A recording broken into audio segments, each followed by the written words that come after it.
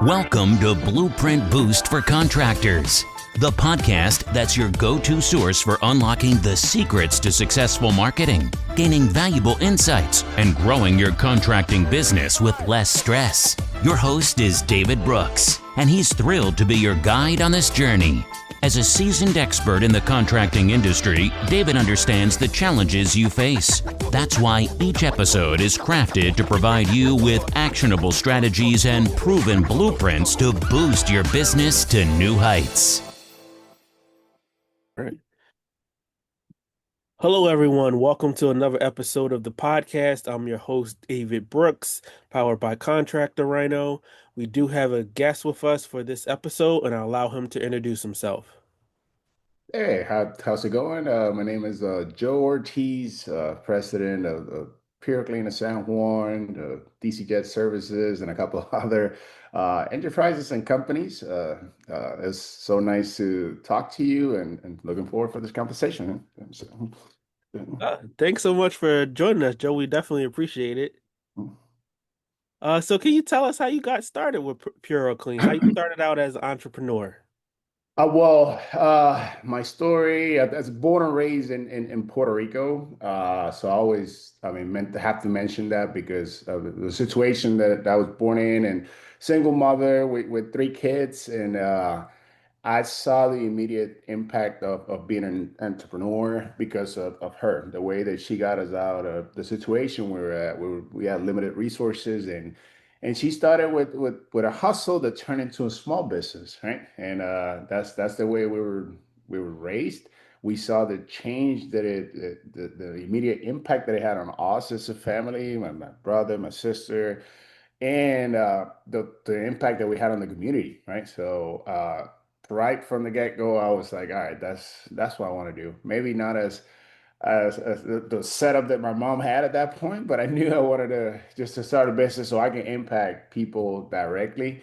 So that kind of like started my journey. And I was always planning, always plotting on how I was going to achieve this. It took me a little bit to find my passion or what I was good at.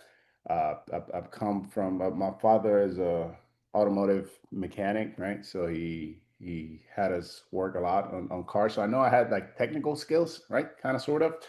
And I enjoyed taking things apart and just putting everything together. So I found what I was good at, but then I had to kind of find a way to turn that into a business, right? So as I continued growing, I was doing my research. I was not looking hard into the conventional college route and things like that. I was actually trying to learn from other business owners and seeing pathways and ways that I could make my dream happen.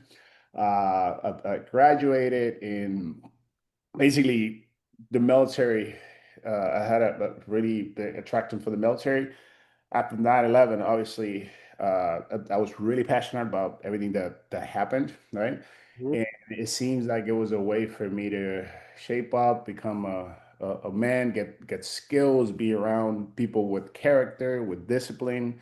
I felt that I needed that, and it was going to be a boost for my path to have a business, right? So after 9/11, I joined the service and I served for 3 years out there in the army. Was stationed at Fort Drum, got deployed, and I was in Iraq for about a year and 2 months, right?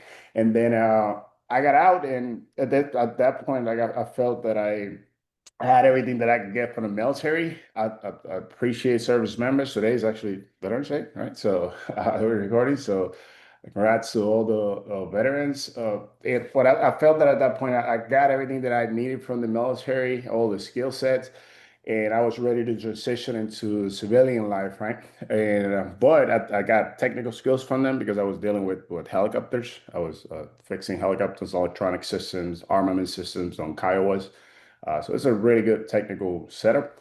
And afterwards, then I started pursuing a little bit more aggressive what I had. I had a base, right? I had my benefits from VA because I was a veteran and my credit established, everything was good. And I started my journey going through the civilian sector of the aviation. That was originally my first business, and still up and running, right? Mhm. The On that industry, that's a really complex, highly regulated industry. Uh, but I was really good at fixing the planes, right? And also, one thing that really helped me out was the fact that I can get along with people. I've got really good like listening skills. I really care about my coworkers, the people that are working with me, my partners, everybody, and people kind of gravitated towards like being around me and stuff, and they trusted me. I don't know. There was a feeling that they could trust me on whatever venture I decided. I was a crazy guy that I was always looking for a business opportunity or something, and hey, we can sell this, we can do whatever, and people trusted me. So in that aviation journey, I just continued developing, growing through all the positions, learning and understanding all the positions from the lower tier in aviation, like people replacing tires and doing ground services. So I ran through all those positions. I became supervisor, QA manager, general manager for a large station, the general manager for a whole division for a big airline. And but again, I was just adding skills and kind of understanding how the industry really worked. We wanted to get like the full understanding, not just from the perspective of the technician stuff, right? So I think that really helped out. And then down the line, I had the opportunity to jump in business because of one company that went down, and because I was ready, I saw the opportunity, and I got a deal to basically acquire some of the equipment to get going. It was like a seller finance deal. I didn't even like I really didn't have like any money, not much money on me and stuff, but they trusted me. And I was able to start what's called DCJet Services. Right? This is a aircraft maintenance company that serves military implications, commercial airliners, the private jets, anything that flies. Basically, we covered, right? So I started that company with four guys, and now at this point, is a company of 140 employees, full-time technicians. We got five different stations in Virginia, Chicago, Seattle, Florida, and Puerto Rico. And we got contracts to travel all over the world to do aircraft maintenance. And we've been really, a really good company, right? So basically, at that point, that's what got me going, man.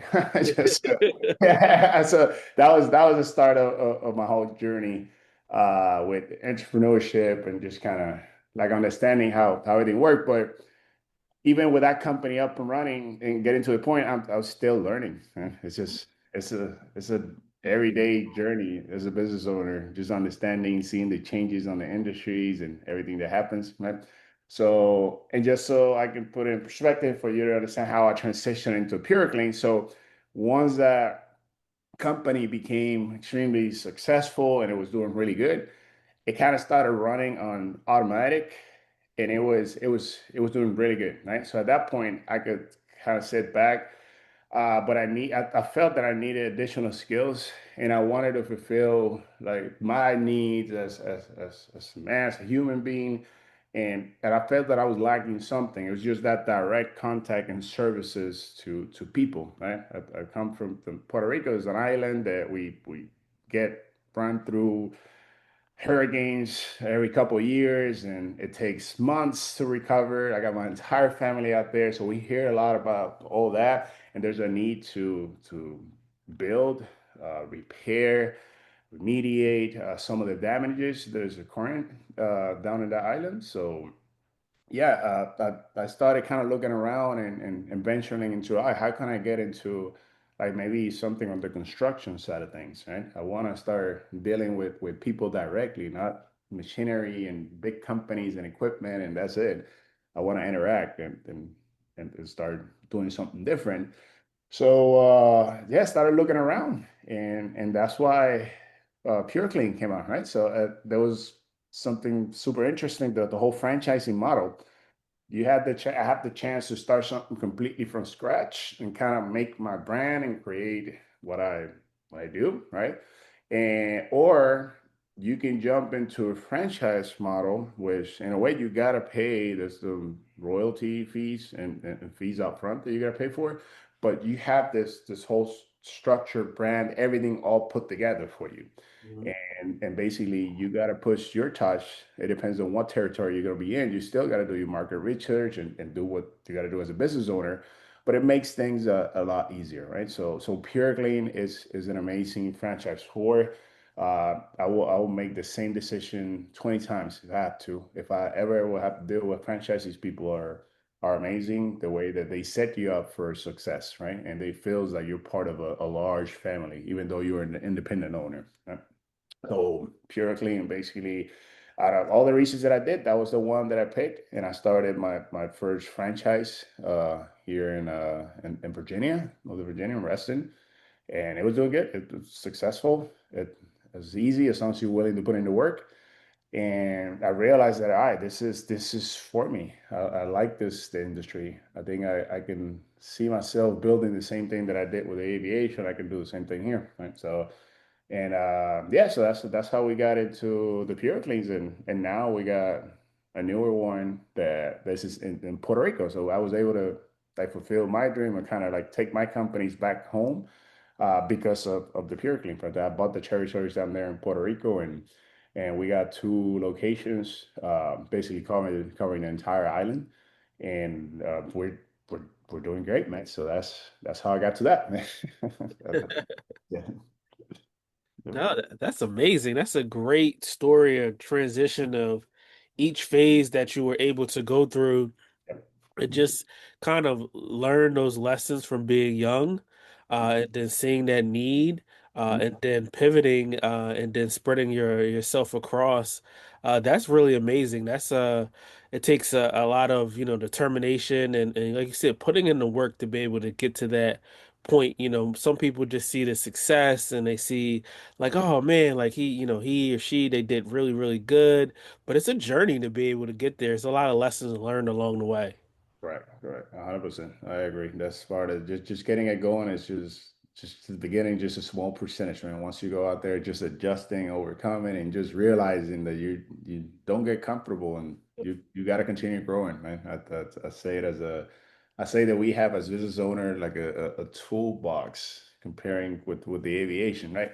I got Mhm. a toolbox, and every time you take a seminar, you take some training, you learn a new skill. It's like adding an additional tool to that toolbox, right? And at the end, like whoever has the toolbox filled with the most tooling is gonna get the job done quicker and better and faster, more effective. So you gotta continue just learning and getting better every day and acquiring skills that can help you as a business owner kind of thrive and eventually down the line, you'll position yourself in a point that you can keep the company if you want to, you can sell if you want to, and then you got an exit strategy if you got all your books and everything on point. So yeah, but it takes a lot of work. A lot of people, like you said, don't mention they think it's you're good and that's it, you're set. And nah, that's not the case.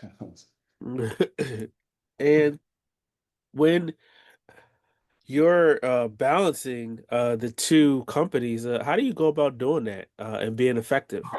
Well, again, I got a method to the madness, but in a way, you got to position yourself that you can build a team that Mhm. you can trust. You got to understand how to delegate, and that took me years to being able to trust people that are sometimes even more capable than me. And I just because it's me, and I think that I only care about my business, nobody else, and that was the mindset before. You just don't trust people that are more than capable of even doing it better than you and expanding and giving you a different perspective. So just building that trust is extremely important.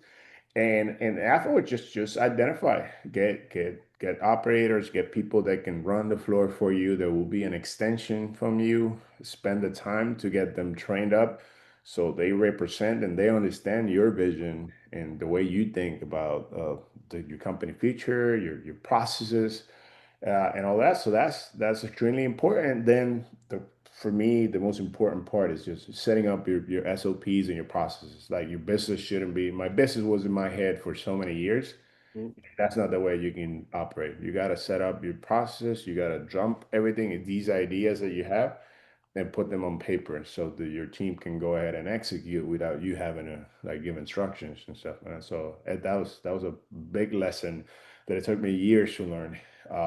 And once I established that, and I basically this thing can operate without me being anywhere. Everybody has a role, responsibility. There's a workflow that has to be accomplished, and that's on paper. And so they just got to execute, man. So I think that's the key right there. And then just be taking your time to be insane, right? Understanding you're blessed. You have two companies. You gotta understand. But if you organize everything, man, you can just kind of shift your focus on a day to day. You're always gonna touch bases with all your enterprises. You're gonna see what everything is happening. But you sales, you identify like pain points or things that have to be fixed by observing your processes and what goes on, and then you focus on that, on fixing certain things to improving certain processes so you can be more profitable. You focus on ideas, and that's what I spend like new products that I can bring that'll provide more revenue. So once you're established and you got everything up and running, that should be the focus of the business owner. But it takes a little bit, right? You got to get to the point that you can afford that team, that you can manage and have and be able to pay somebody to kind of do that stuff for you, right? So that's why it's important. Like nobody's gonna substitute that time that you got to put in there. I always tell the people that I do investments to on the side, and they want that magic pill that automatically, make it money. I'm like, well, if you start a business, you're either going to sacrifice one or the other. Either you got a lot of money and you can put some people in place to make this thing work and this idea, and you smart and you got it, or you got time. Those are the two major currencies that exist in life. You got to sacrifice one or the other, and sometimes both. Right? So just be ready because you got to get something. It's just not going to happen magically out there. So. Yeah, and I think, people sometimes think that, oh, just overnight things could just come together and, you got the perfect team in place and hiring and training is easy or it shouldn't be as hard as that people are making it out to be, but it's a journey. It's just processes that, like you said, have to be in place. You have to have the correct training. You have to be able to set your team up for success.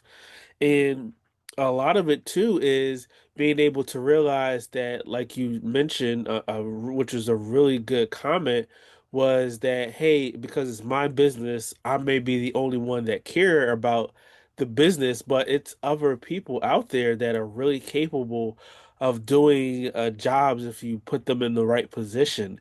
So sometimes it's a lot to let go. It's like, a child, and it's like, okay, we're teaching the child how to walk, and then now all of a sudden, we have to let go of the child and allow them to walk on their own. And that can be difficult because you're a parent, right? You care.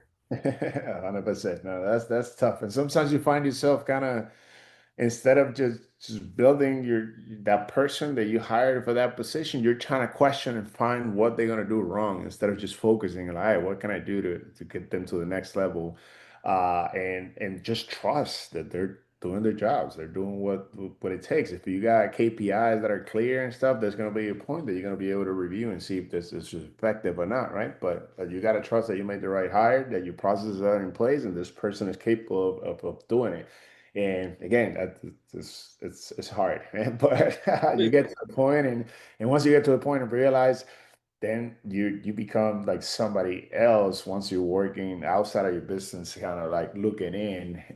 You're a strategist, right? You're Yep. something else as a business owner, not just an operator that is on the floor working and busting the tails. So, No, yeah, it's you have to be able to put the right people in place, the right systems, like we mentioned, and then being able to follow through. Making sure that you're following through with the correct training and guidance, and that they're following through on their end, so you can be successful on both sides. correct, correct. So, So we have the new year coming up. What are your goals for 2026? oh my God. We started thinking about that.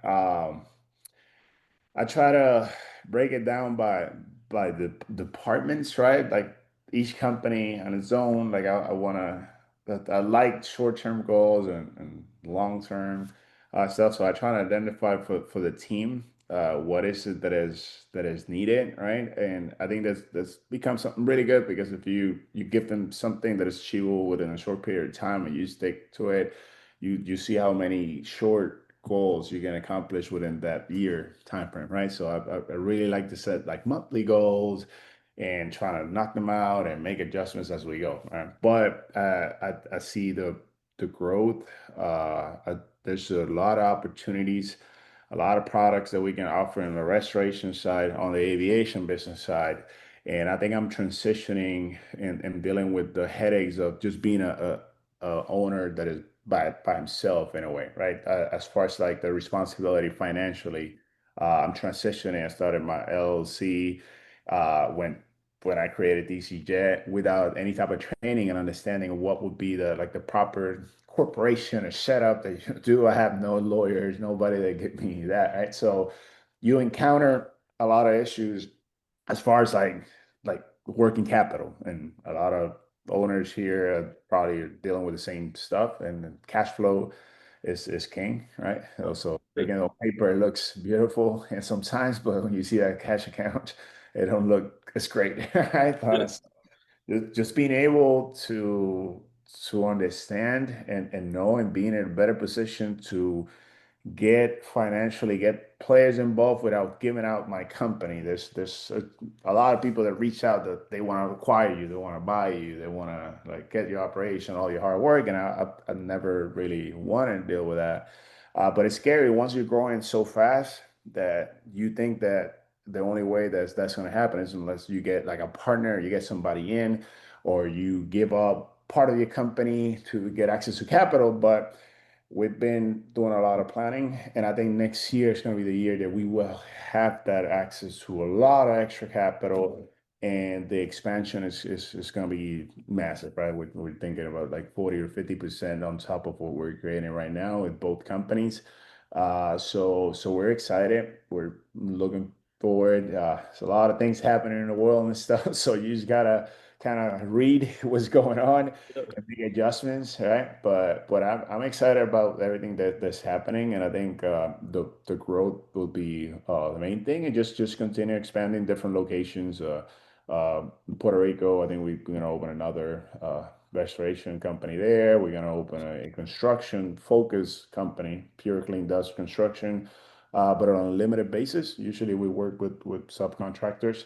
That's another thing that we're developed in the last couple of years, and I learned I never had to. I had specialized contractors that were coming to work for me as W-2 employees, but I never had to build that relationship with outside contractors and stuff on it. So we relied heavy on those to grow and get the numbers that we get in San Juan. But now it seems like there's an opportunity to develop, to not only do repairs, but to actually build new homes and things like that. So I can see that happening in 2026. And so I'm really excited. So, That's great. That's great for expansion and being able to kind of diversify. That's exciting, being able to have that kind of outlook. And I really appreciate, like you said, you want to grow and expand the business, and it's yours. But at the same time, you want to realize that you want to hold true to that, so you don't want to give up too yeah. much of your business to Yeah. someone else. Yeah, it'll change. It'll change what it is, right? Yep. Especially that like, I've been really successful with the aircraft maintenance side because it's a mechanic that owns the company. Once you get somebody that is just really good with numbers and it's not don't understand, then you're gonna manage it differently. But I manage it. It's a company that's owned by mechanics and for mechanics. We make sure that we take care of them. I know the needs. I know everything they've been through because of all that journey. So this is that we got an amazing 97% retention. Like we're retaining a lot of people. We're not losing guys because of that. So I think that's the key for us being successful and understanding. And that dynamic might change when you bring in other people in any business. And so you got to be conscious about that too. Yeah, and that's definitely true in the case, and because you're a mechanic and you understand, sometimes that just does. the business so much, it definitely puts it in the right direction because compared to somebody else, not to say that they can't be successful in doing or running the business, but you just understand those intricacies and those nuances, and it just helps things run more efficiently. You have less trial and error too. Correct. 100%. So a lot of it is, really having a good team, really good KPIs. You're tracking goals, you're measuring different things to be successful. But how do you go about marketing the businesses or just building those relationships to make it be effective? All right, so with aviation, I really didn't learn much, really, because the problem with aviation is we were good. It's a good problem, right? We built this company, went from a couple millions in sales to right now in the 20 something million range, straight up on services. But has been word to mouth, man. On the aviation side, we don't even have a business development side of things, right? Because we're so focused, we got so many large contracts, so we're oriented to that. So that's part of the growth.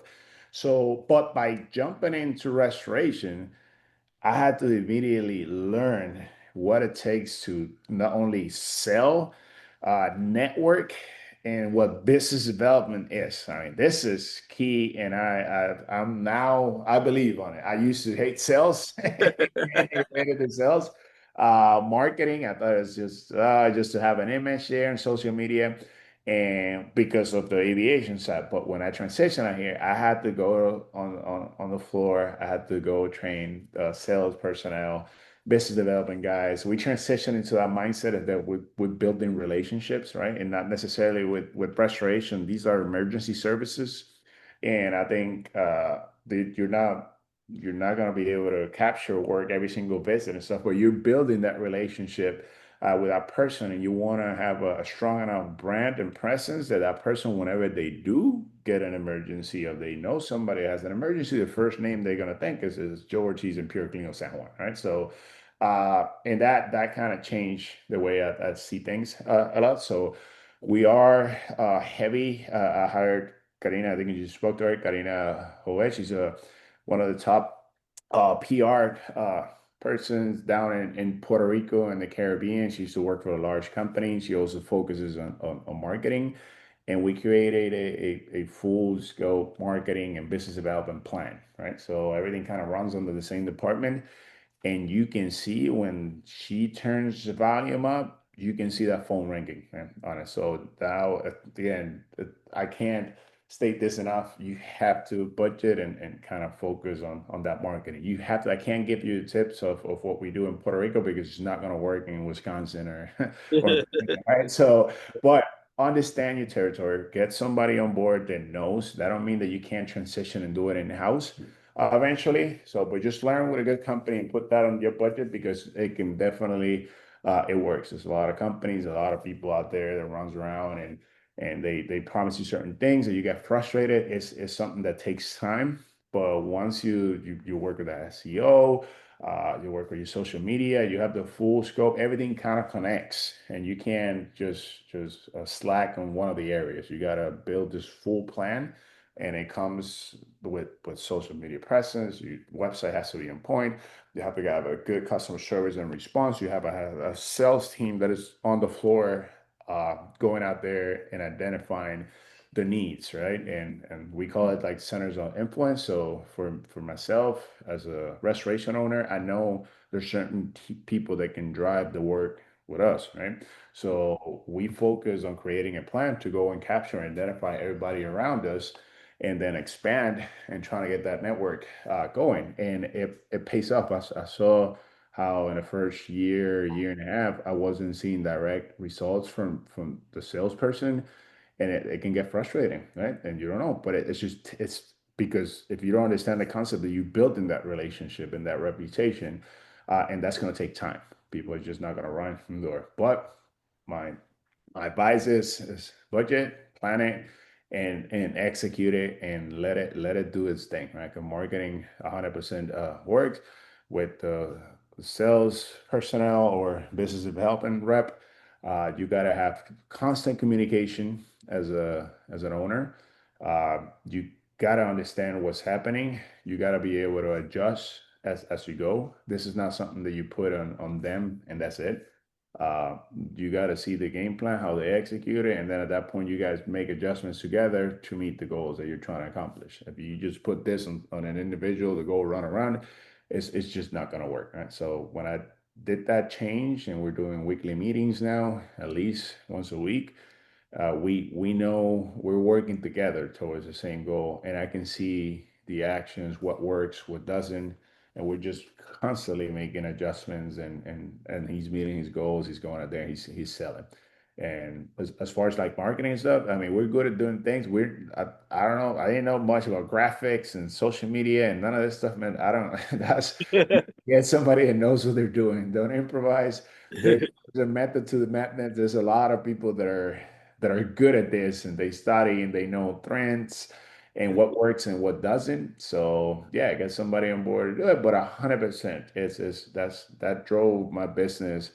Uh, Basically, it was creating like 80% of my sales without direct business reps going out there, and just the social media, the marketing, SEO campaigns, utilizing Google and whatever the technology is at this point. That's always changing. So you just gotta be smart and get somebody that focuses on that, and you'll see the phone ringing, and that's the key right there. All right, but once you get to that point, that's the goal of getting marketing, getting sales.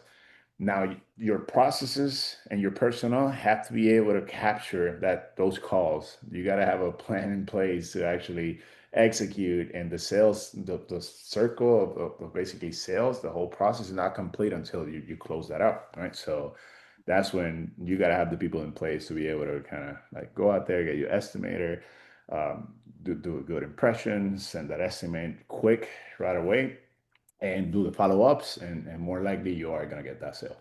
So, Yeah, that's good that you're able to, have that the team in place, number one. You have the marketing and the resources and the PR to be able to all come together. And it's a collaborative team effort.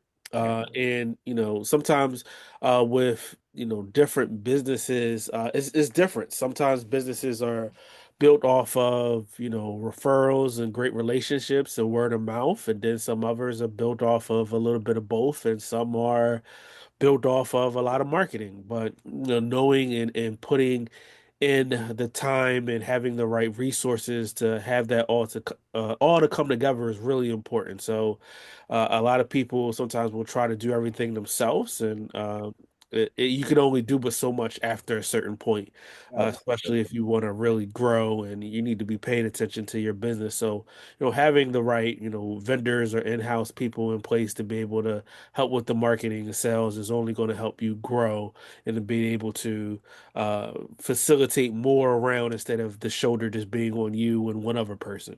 gotcha. Yeah, and one big change that I made that really it boosts my business. It really came to assigning, kind of getting all together, business development with marketing, because one thing is tied up to the other, and then they are managing my suppliers, my subcontractors and stuff. They build in that relationship. They find them because these guys are going to events where they meet, in associations where they meet possible contractors that can help us out. We created a program to make sure that we're training. I mean, your trade, you're a subcontractor, you got the requirements, but you got to understand what I'm about because you're gonna represent me out there, and you got to know how does it work and what is it the way that I treat my customers. We call it the PuroClean way, right? So we work really hard on creating this brand based on customer service. So you want your contractors to be kind of on the same page, right? So we bring them in, we pay them for them to actually come in, do some training in-house. They sign some agreements, and then they get put on this list. And we feed them a lot of work. And what happens when you're still creating that the business development relationship. This is a relationship, and your contractor is going to help you out and take care of you and do a lot of referrals, and you're taking care of him. He understands that he represents you there. He sees opportunities for you to actually create more revenue and bring more money.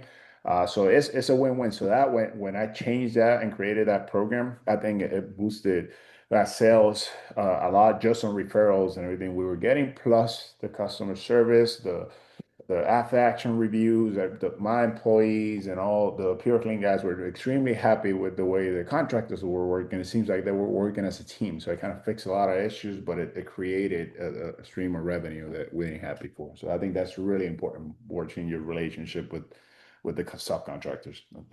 Yeah. Mhm.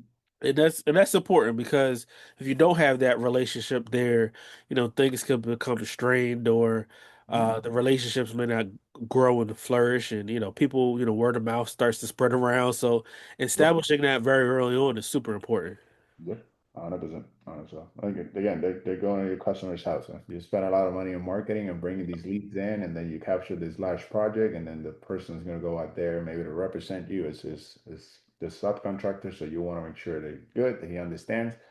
Everybody drinking the Kool-Aid, man. Yep. That's what we're trying to do. We're trying to get accomplished the work, get a happy customer. Everybody gets paid. I paid up front. I got really good like terms, and I make sure that everybody getting paid at their terms. I don't try to negotiate anything. I have some cushion there that I can create, and that's why contractors like working with PureClean and stuff, and they're spreading the word around. I guess this company is actually really good, so I think it helps us out a lot.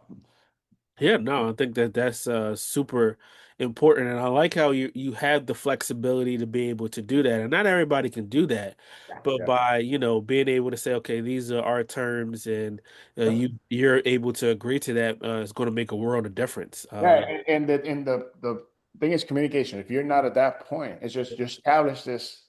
You don't want to come to a point in the middle of the job that you're trying to solve some expectations that are not met regarding payments and things like that. That's why it's important. Like even if you don't have personnel, but you are going to bring somebody on board, I think it'll help you just bring that person up front, collecting all your W-9s, all your documentation, making sure insurance, everything is good, and kind of having a sit down and putting down in writing, all right, what are going to be our terms?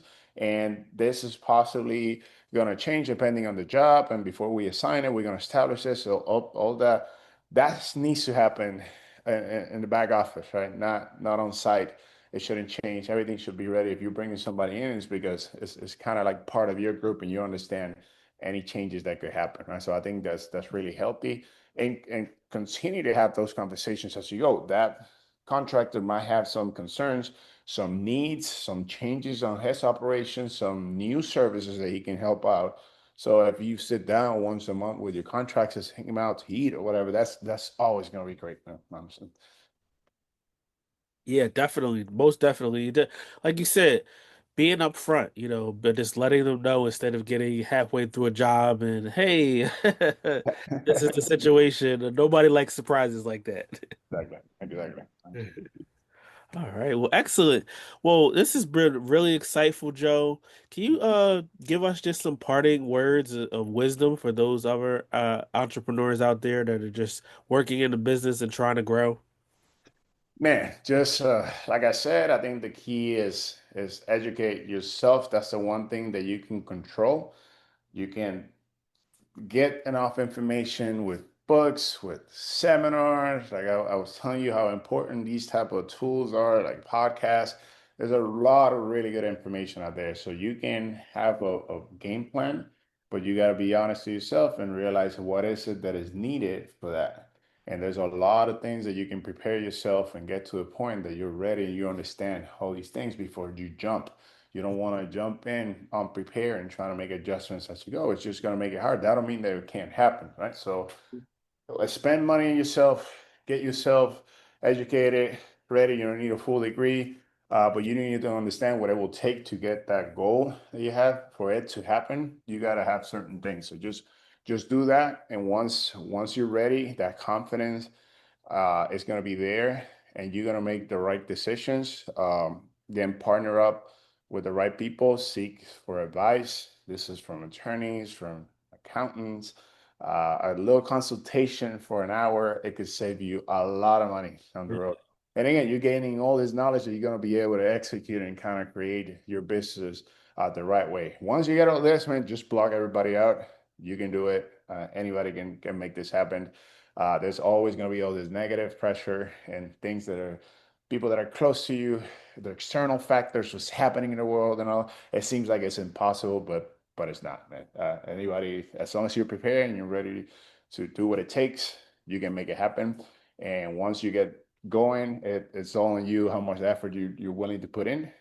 You can create something that will change your life and your families and your employees, man. So just go for it. Excellent. I love the words of wisdom. Perfect. Um, If people wanted to find you, where can they reach out to you? 100%. So for PuroClean San Juan, we got a website. It's PuroClean Puerto Rico at .com, PuroCleanPuertoRico.com. My email is jortiz@puroclean.com, jortizpureclean.com, and then Joe Ortiz, find on social media, and it's just Joe Ortiz Puerto Rico usually. And with that, you'll go up everywhere. LinkedIn. We actually connected on LinkedIn and stuff. That's a really good tool that I'm using. It's really good for networking. I think everybody should have your profile ready to go in there. So if you search for Joseph Ortiz or Joe Ortiz or PuroClean San Juan in LinkedIn, shoot me a message, man. I'll be happy to sit down, have some coffee, go out and talk business. And that's what I love. So, Perfect. Excellent. We'll make sure to put those links in the show notes. awesome. Joe, thanks so much for your time. We really appreciate it. All right. Thank you. A pleasure talking to you, man. All right. Take care. All right. Everyone, thanks so much for listening to this episode. Make sure you tune into the next one. Until next time. Thank you for tuning in to another episode of Blueprint Boost for Contractors. We hope you found today's insights and strategies valuable for your contracting business. If you enjoyed the episode, don't forget to hit that subscribe button and please leave us a review. Your feedback helps us bring content that truly matters.